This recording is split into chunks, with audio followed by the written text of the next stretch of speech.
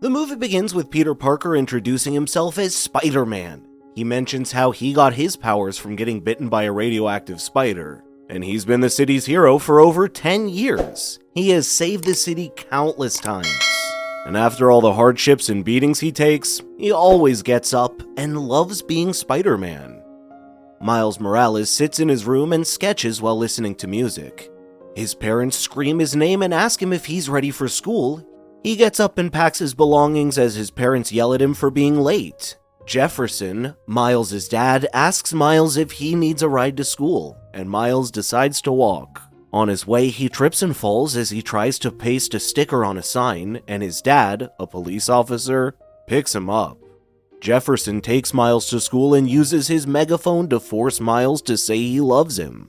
Miles does what he asks and feels embarrassed as he walks into the school.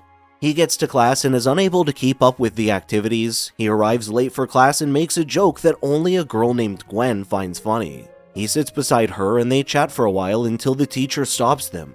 After the class, the teacher shows Miles his test score and asks him to stop trying to quit school by failing his tests. While sitting in his room, Miles decides to sneak out of school and goes to his Uncle Aaron's place. Miles talks to Aaron and he sees a sketch in Miles' book. He takes Miles to a place underground, and they graffiti Miles' drawing on a wall. They listen to music while working, and a strange spider lands on the floor. It crawls onto Miles as he paints, and he unknowingly hits it off. As Miles and Aaron talk, Aaron gets a notification and informs Miles he has to leave. The spider crawls onto Miles' hand as he takes a picture of the work, and it bites him. Miles kills the spider and walks away.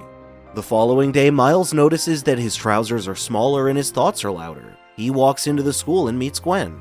They talk for a while, and Miles' hand gets stuck on her hair.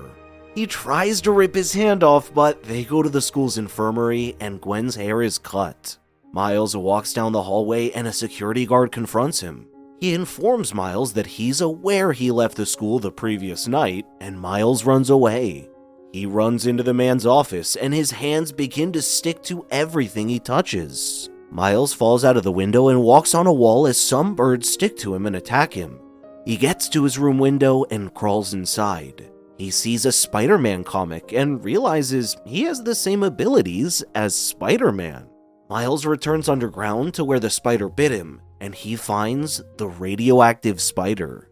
He hears a strange noise and follows the sound. He arrives at a room, and his spider senses help him dodge a giant rock. He sees Spider-Man in a fight with the Green Goblin, and as he tries escaping, he gets stuck on a crane that carries him closer to the fight. Spider-Man sees Miles and saves him from falling. Spider-Man realizes that Miles has the same abilities as him, and offers to be his mentor. A giant collider activates, and Spider-Man informs Miles he has to destroy it or it'll destroy the space-time continuum. As Spider-Man tries to put the failsafe device, Prowler gets to him and the Green Goblin holds him down. Wilson Fisk, otherwise known as Kingpin, orders for the test on the collider to begin. As the machine is activated, Spider-Man gets free but is apprehended by the Green Goblin. He accidentally enters the machine and he sees multiple versions of himself. The machine explodes and sends a shock to the entire city. Miles finds Spider-Man buried under some debris and rushes over to him. He gives Miles the override key and informs him he must destroy the machine or it will destroy the world. Miles promises to help and he runs away. Fisk and his goons arrive at Spider-Man and he informs Fisk he knows what he's trying to do. Fisk gets angry and kills Spider-Man. Miles accidentally makes a noise and Prowler goes after him. He eventually escapes and returns to his house, where his parents allow him to spend the night. Later that night, news about Spider-Man's death is announced on the news. Miles practices being Spider-Man and he jumps off a roof. He falls to the ground and the override key gets damaged. Later, he walks to Spider-Man's grave and is approached by a man. The man taps Miles' shoulder and Miles accidentally electrocutes him. Miles realizes the man is Peter B. Parker, a Spider-Man from a different dimension brought there by the collider. Some officers see Miles, and as they approach him, he carries Peter and runs away. He then uses Peter's web shooter and gets attached to a train that carries him away. Miles takes Peter to Aaron's house and ties Peter to a punching bag. Peter escapes and tries to leave the house, but Miles informs him that he needs help destroying the collider. Peter refuses, but Miles convinces him to help while they walk on a wall. They get on a bus and make their way to Alchemek's labs, where Peter plans on getting the override code for the collider.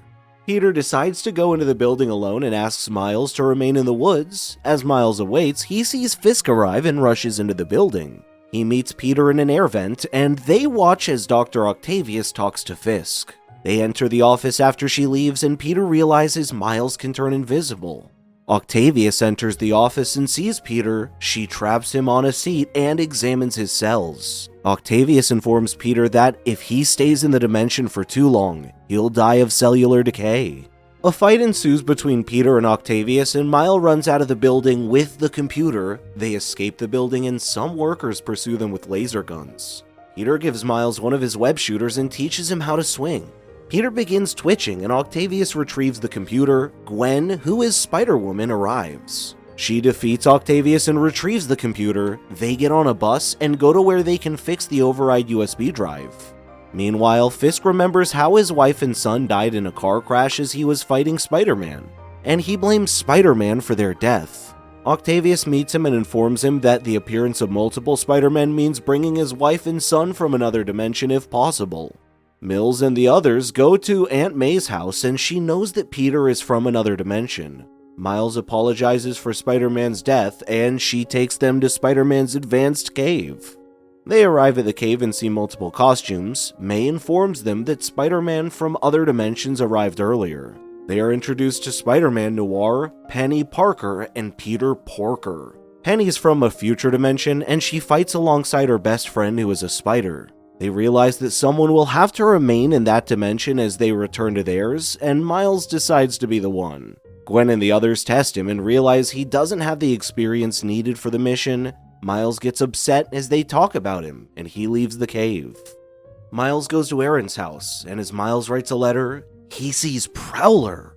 As he hides, Prowler goes through the house and turns invisible. When he almost catches him, Miles realizes that Prowler is Aaron and runs out of the house. Prowler detects him with his thermal vision and pursues Miles. Miles gets into an accident that causes Prowler's bike to crash, and he narrowly escapes. Later, Miles arrives at May's house and informs the others that Aaron is Prowler. Octavius and Fisk's goons arrive at the house, and they try to take the override key which Penny fixed.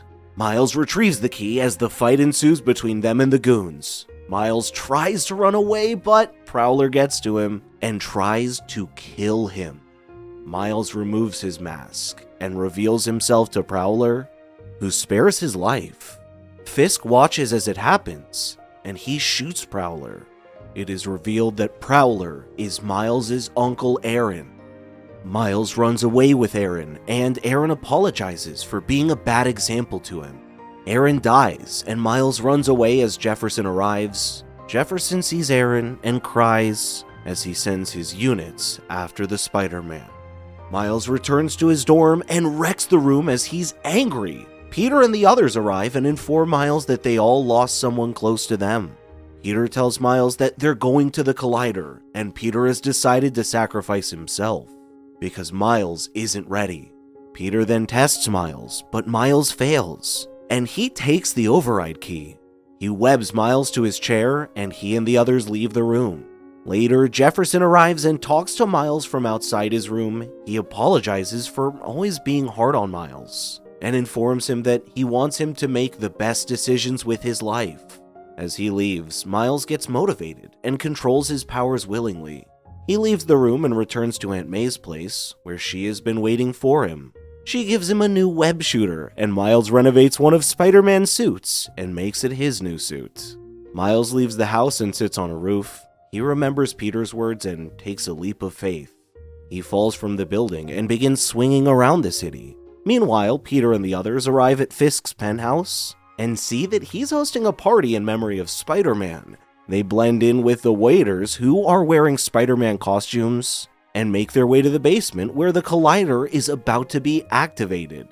Fisk arrives at his basement and orders for the collider to be turned on. The scientists turned on the collider, and it shakes the entire city. Peter and the others get to the collider and get attacked by Fisk's goons. Peter tries placing the override key, but Octavia stops him. She tries to strangle him, but Miles arrives and hits her away. Peter and the others realize that Miles can control his power at will, and he helps them fight. The collider begins to bring other dimensions in, and Penny Robot gets destroyed by Scorpion.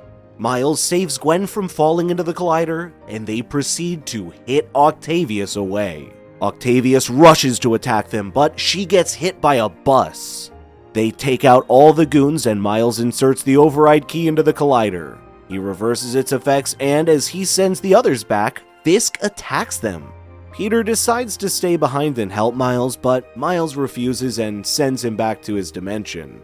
Jefferson enters the collider control room and watches as a fight ensues between Fisk and Miles. Fisk's wife and son from other dimensions see him as he fights Miles, and they all run away. Enraged, Fisk overpowers Miles and knocks him down. He informs Miles that the real Spider-Man couldn't beat him up and blames him for taking away his family. He knocks Miles to the ground, and Miles, motivated by his father, struggles to get up. And as he places his shoulder on Fisk, he electrocutes him. Miles then attaches his web to Fisk and throws him toward the override key. He uses Fisk's body to push the button, and as the collider turns off, it explodes. Jefferson arrests Fisk's goons and gets a call from Miles. Jefferson apologizes for Aaron's death and offers for them to paint some graffiti together. Miles puts on his mask, walks to Jefferson, and hugs him.